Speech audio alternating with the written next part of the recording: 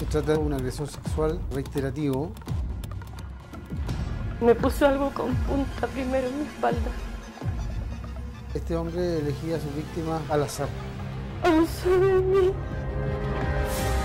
Y eso es lo que realmente así provocó un impacto. ¿Qué puede haber en la cabeza de un hombre joven de solo 25 años? Una cabeza enfermiza aparentemente, porque es capaz de elegir un lugar público, seleccionar una víctima para transformarla en un objeto sexual. Eso es lo que ocurrió en la historia que les vamos a contar del violador del Cerro San Cristóbal.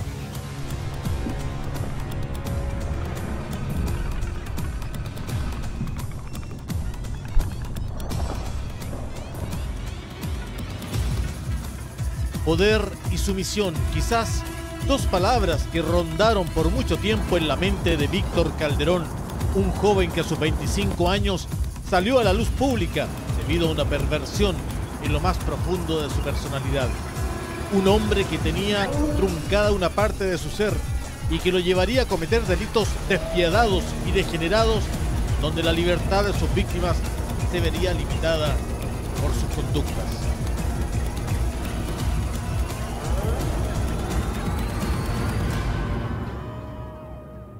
Fue el Cerro San Cristóbal, el centro de sus operaciones, donde muchas mujeres fueron arbitrariamente convertidas en sus víctimas.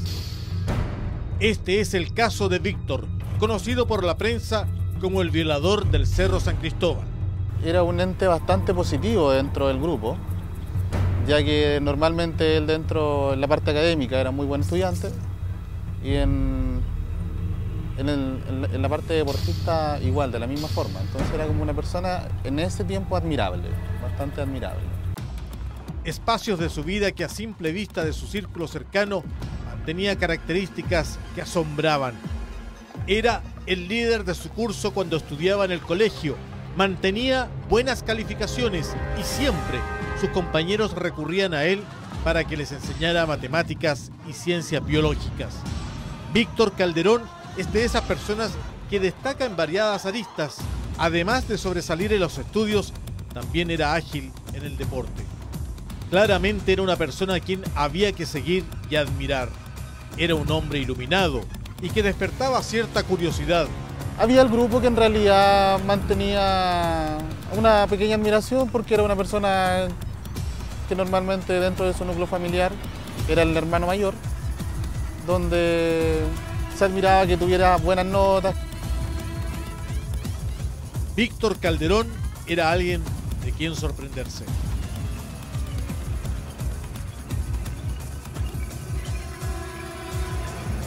El perfil que tenía él dentro de lo que nosotros veíamos como compañeros de enseñanza media y después como amigos, no iba como muy derivado a ese sector. Sin embargo, pese a que era considerado un buen hermano, un buen alumno y un buen deportista, Víctor tenía una pena profunda en su vida. Él mantenía una conflictiva relación con su madre. Él tenía bastante problema con la mamá, por un tema de que él tenía que muchas veces hacerse cargo de su hermana, donde también no podía tener una libertad absoluta de llegar a hacer sus cosas.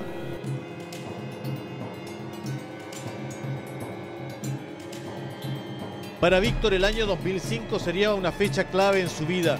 Conocería a una mujer 6 años menor que él y con la cual se iría a vivir.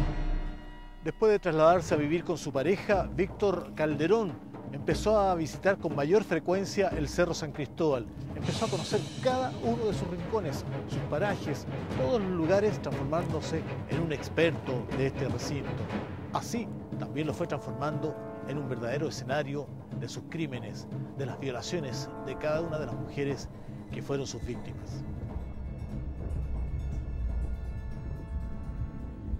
Se trata de un sujeto, un agresor sexual reiterativo en su conducta. Y esta investigación comienza, ¿cierto?, en la Brigada de Delitos Sexuales Metropolitana, por ahí por el año 2005, 2006. Casos esporádicos, denuncias esporádicas, órdenes de investigar esporádicas.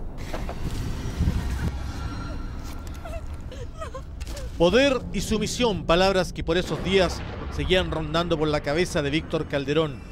que acostumbraba a frecuentar el Cerro San Cristóbal, que conocía varios lugares del parque, espacios en donde aprovechaba de cometer sus delitos.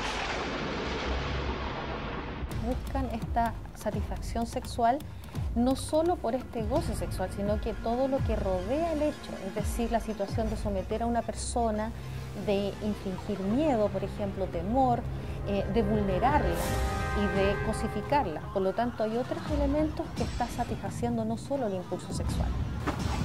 Él era muy conocedor del cerro.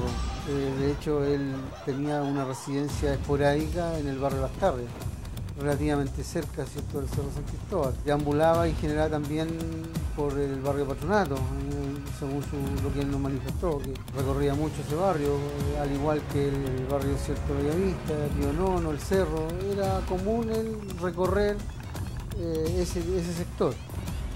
Nadie imaginaba esta doble vida de Víctor, quien era una persona a quien admirar.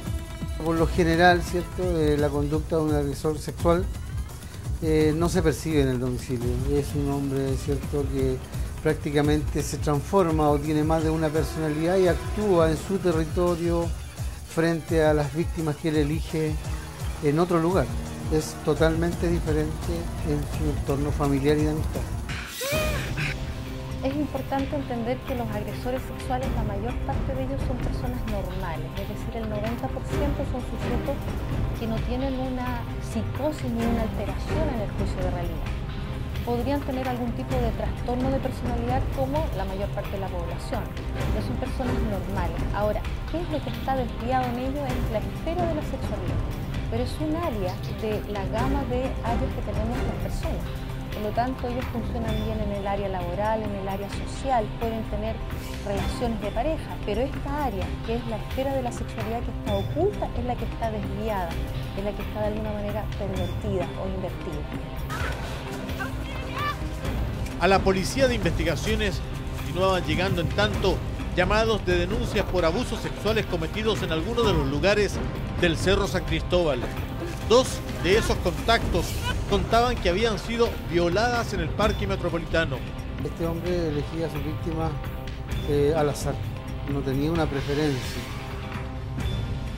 Durante los años 2005 y 2006, Víctor encontró motivos para frecuentar el Cerro San Cristóbal sin que ninguna persona de su círculo más cercano sospechara de los hechos que estaba cometiendo.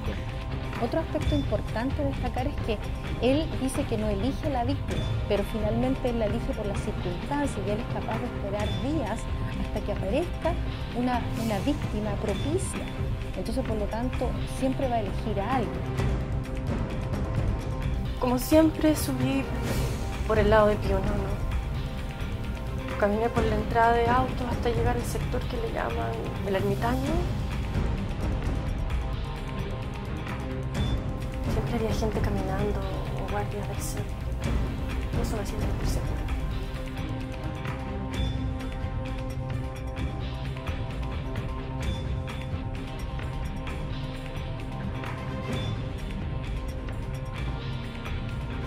Cuando se acercó rápidamente un tipo por mi lado que salió entre las ramas y me puso algo con punta primero en mi espalda.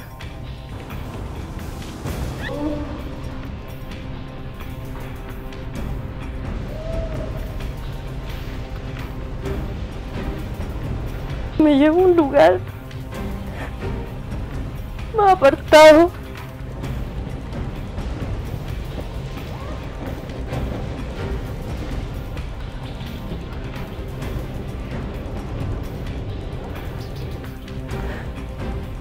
Abusó de mí.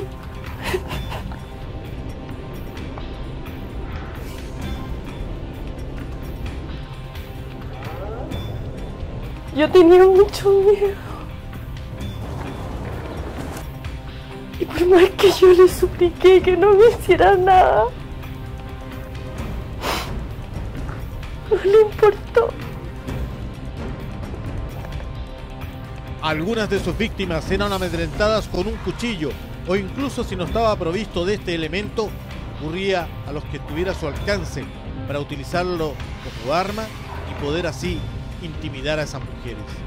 concordamos, conforme a la investigación, que la menor en la época, ¿cierto?, tenía 17, 16, 17 años y la mayor 28, 30 años, de las víctimas con las cuales nosotros estábamos investigando, que contábamos con orden de investigar y con denuncias de la época. Estamos hablando entre 15 y 20 víctimas aproximadamente, que era lo que nosotros manejábamos en todo el lapso de investigación. Él sencillamente iba al cerro a buscar víctimas. No, ese era su fin de ir al cerro.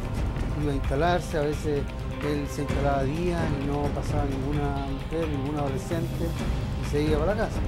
Y volvía otro día con el mismo fin hasta que se cruzaba alguien y lamentablemente la tomaba por la fuerza, la intimidad con lo que tuviera en la mano. Un trozo, una tabla, una punta, un destornillador en alguna ocasión, un trozo de plástico, un cuchillo, cualquier cosa que sirviera para intimidar.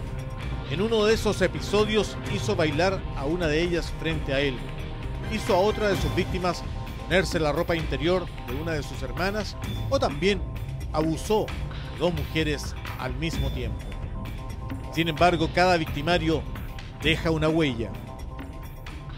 Se utilizaron varias técnicas, ¿cierto?, de investigación, entre algunas, ¿cierto?, análisis de tráfico llamado telefónico,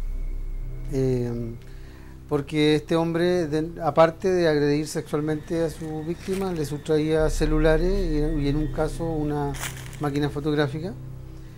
Y a raíz de este antecedente, estos objetos robados, nosotros coordinamos con magistrados en la época, o Ministerio Público, ¿cierto?, el análisis del tráfico telefónico, donde finalmente, a raíz de logramos dar con un inmueble, una casa asociada a este sujeto.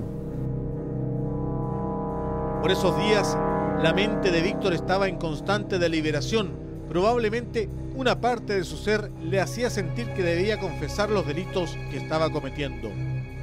Otro tema que mantenía a Víctor sumergido en sus pensamientos era el nacimiento de su primer y único hijo. Eran casas de familiares donde habían utilizado el teléfono, uno de los teléfonos robados de la víctima, para llamar a esa casa. Es Víctor Calderón quien finalmente decide contarle a su pareja que la policía lo estaba buscando y le confesó los hechos que había cometido durante todo ese tiempo que habían vivido juntos. Ella sería la primera persona en dar cuenta de la doble personalidad de Víctor, un buen padre y un buen pololo, pero también un psicópata en serio. Obtuvimos, ¿cierto?, una orden de detención para él y fue detenido finalmente en el domicilio de su madre en la comuna de Puente Alto. Y eso es lo que realmente así provocó un impacto. Y yo creo que a la mayoría de mis compañeros con los que yo he mantenido comunicación han dicho que pucha, no se veía como él encaminado hacia eso. Entonces nosotros vemos que claramente que él está consciente de lo que hace. Lo que pasa es que el psicópata además se caracteriza porque es una persona que no parece anormal. Más bien el psicópata parece muy normal y es difícil de detectar para las personas, inclusive para los profesionales, porque es una persona que engaña, que seduce, que de alguna manera oculta, es una persona camaleónica y por lo tanto es difícil poder prever cuáles son sus verdaderas intenciones. Una vez que es capturado por la Policía de Investigaciones, Víctor no opuso resistencia. La decisión de entregarse ya estaba tomada. Desde el primer momento se puede decir que colaboró con toda la investigación.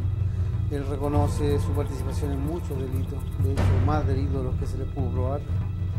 Y yo creo que él ya estaba cansado mentalmente y quería de alguna manera que esto se parara o alguien detuviera su accionar.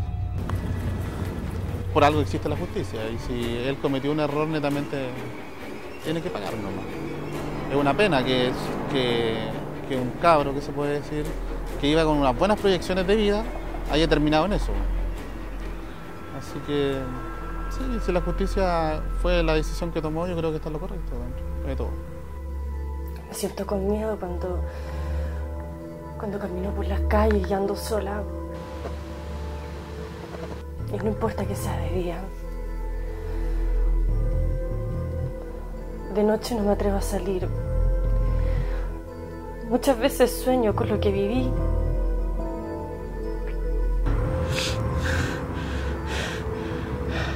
Y a pesar del tiempo no he podido volver a tener una relación de pareja hasta ahora. Víctor Calderón transformó este lugar, el ermitaño alto del Cerro San Cristóbal, en el centro de sus fechorías. Hoy, a un espacio mucho más lejano de donde estamos, en el Centro de Justicia, él reconoció en la audiencia del juicio oral que habría violado a 7 mujeres en este lugar. También reconoció que él mismo había sido violado en la etapa preescolar, un hecho que sin duda lo marcaría definitivamente en su historia personal y que hoy día es lo que lo tiene tras las rejas en la cárcel de la Penitenciaría de Santiago. Víctor Calderón pidió disculpas a través de La Tercera y este fue su mea culpa. Lamentablemente aquí no están las víctimas, pero me gustaría ofrecerles y pedirles perdón, porque no puedo cuantificar el daño que causé. No me cabe en mi racionalidad. No puedo observarlo porque es muy grande. No solo son ellas, sino también sus madres, sus hermanos, su familia en general. Reconocer esta cosa ha sido muy difícil. Me imagino que para las víctimas debe ser más difícil aún. Pero he tratado de ser honesto y reconocer estos actos.